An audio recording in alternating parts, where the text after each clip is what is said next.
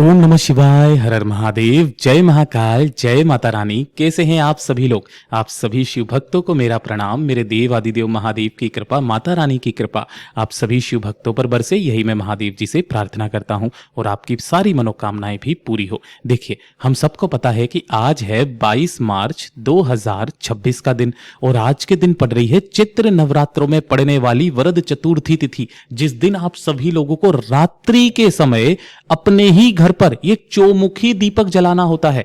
पूज्य गुरुजी ने जब इस उपाय को बताया था कि नवरात्रि की चतुर्थी तिथि के दिन जो चौमुखी दीपक बनाया जाता है, जिसे चौथ दीपक बोला गया था, जिस कामना से अगर कोई व्यक्ति या कोई स्त्री, कोई नारी, कोई बहन, बेटी जला देती है ना महाराज, उसके जीवन के बड़े से बड़े कष्ट, बड़े से बड़े दुख तो दूर होते हैं। वो जिस कामना से करती है उसकी वो समस्त मनोकामनाएं पूरी जरूर से होती है। और पूज्य गुरुजी की ही कथा से सुन करके और समझ करके इस पूरे उपाय को बहुत आसान भाषा में आप सभी को बताऊंगा, परंतु उससे पहले आप सबसे बस एक छोटी सी प्रार्थना।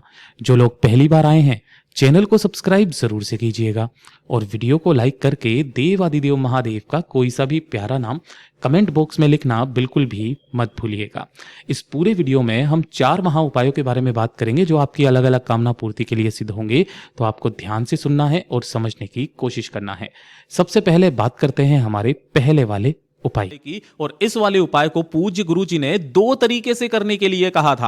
पहला तो एक उसके लिए कहा कि जब आपके घर की तरक्की नहीं हो रही है, अर्थात आपके घर की किसी भी तरीके की कोई उन्नति नहीं हो रही है, परिवार के मान सम्मान में कमी आ रखी है, परिवार के गौरव में कमी आ रखी है ना, कुल की वृद्धि के लिए और संपदा की वृद्धि के लिए इस वाले उपाय को किया जाता है। और जो दूसरा वाला पूज्य गुरुजी ने कहा कि अगर आपकी कोई विशेष मनोकामना है, कोई हृदय की बात है जिसे आप महादेव को बोल बोल करके थक गए लेकिन कामना पूरी नहीं हो रही है, तो कैसे करना है।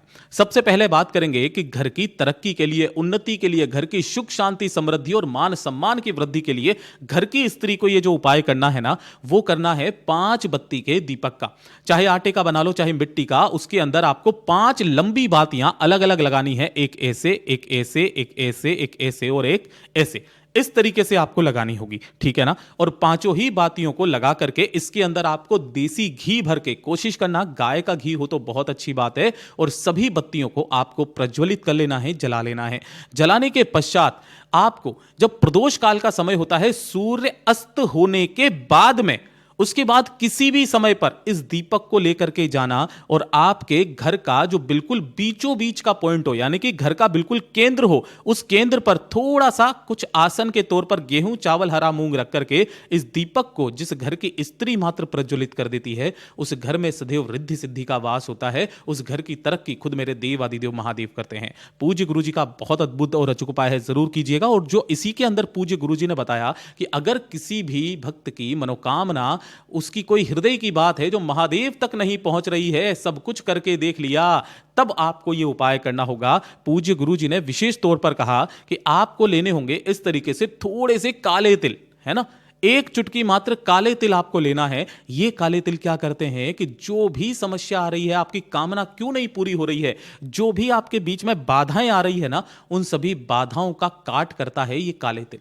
ठीक है। तो आपको 1 चुटकी काले तिल लेने हैं और घर पर ही आपको आटे का दीपक बनाना है इस तरीके से, जिसके अंदर आपको 2 लंबी बातियां इस तरीके से लगानी है कि एक बाती 2 मुख पर ऐसे निकले और दूसरी बाती 2 मुख पर कुछ इस तरीके से निकले, ठीक है, यानी कि चौमुखी दीपक आपको बनाना है। इसी के अंदर आपको घी भरना होगा और घी भर के रात्रि के समय का जो समय पूज्य गुरुजी ने बताया, 9:15 के बाद आज की रात्रि इस दीपक को प्रज्वलित करना है, जलाना है। और जलाने के पश्चात आपके घर में जहां पर भी भगवान गणेश जी विराजित हो, आपके घर के मंदिर में, वहां पर आपको लेकर के जाना है। और जो भगवान गणेश जी का टूटा हुआ दांत होता है, ध्यान से देखिएगा, मैं चित्र में बताने की कोशिश करूंगा, टूटा हुआ दांत होता है, इस टूटे हुए दांत की तरफ जमीन पर आपको उस दीपक को यहां पर ला करके अपनी कामना कह करके यहां प्रज्वलित कर देना है।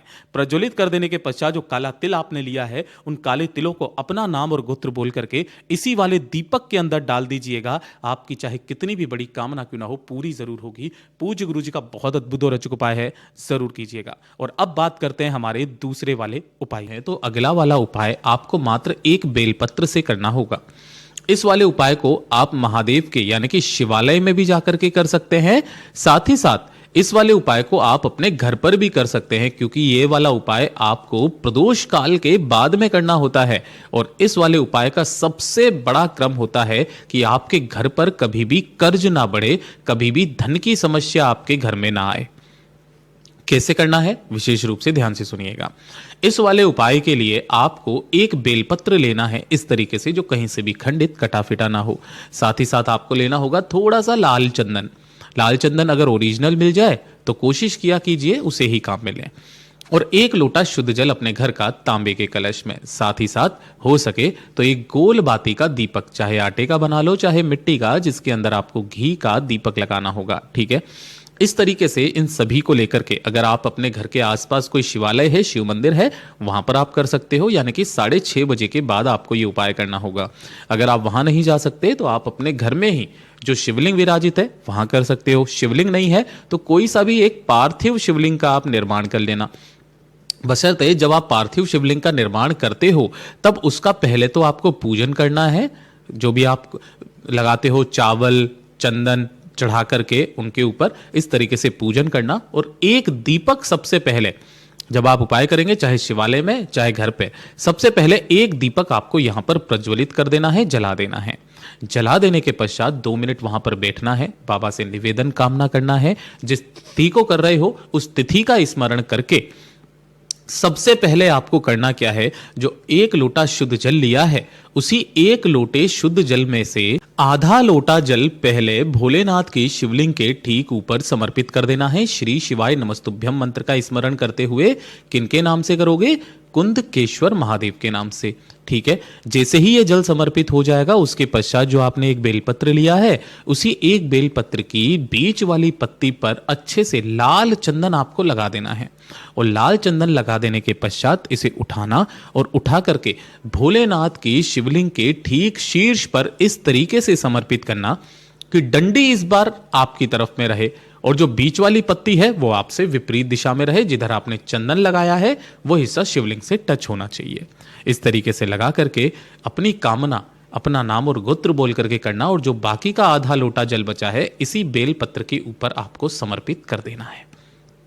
2 मिनट वहां पर बैठ करके बाबा से निवेदन कामना करना। निवेदन कामना करके इस एक बेलपत्र को यहां से उठा लेना।